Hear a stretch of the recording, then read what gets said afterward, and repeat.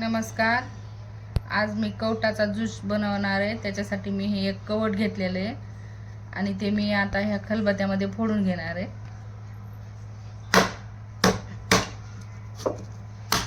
ह्याचं जाड कवच असतं, त्याच्यामुळं आपल्याला खलबत्त्यात किंवा मग असं ठेचून घ्यावं लागतं. त्याला असं फोडून घ्या. तर आता मी हे कवट फोडून घेतलेलं आहे आणि एवढं एक वाटी झालेलं आहे ते त्याचा गर कवटाचा.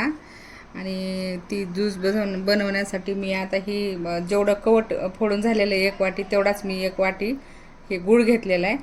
आता मी हे कवट मिक्सरमध्ये टाकलेलं आहे आणि ह्याच्यामध्ये मी गूळ मिक्स करून घेणार आहे.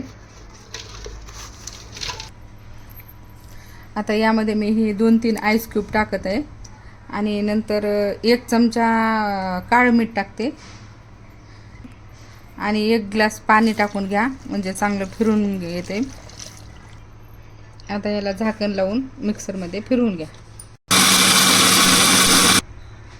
आता हे मोठं कवट असल्यामुळं मी 1.5 ग्लास पाणी टाकलं होतं, तरी पण हे घट्ट झालेलं आहे.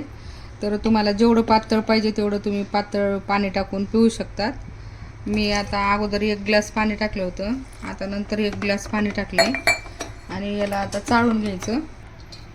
आपण याला चाळणीच्या मदतीने आता चाळून घेऊयात.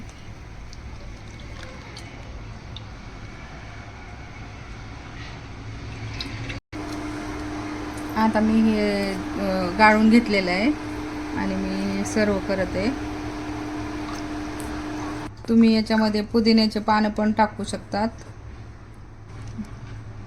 आता मी याच्यामध्ये आईस क्यूब टाकणार आहे आणि उन्हाळ्यामध्ये नक्की करून प्या, कारण हे पित्तनाशक आहे आणि ॲसिडिटी झाल्यामुळे, ऊन लागल्यामुळे ॲसिडिटी होती.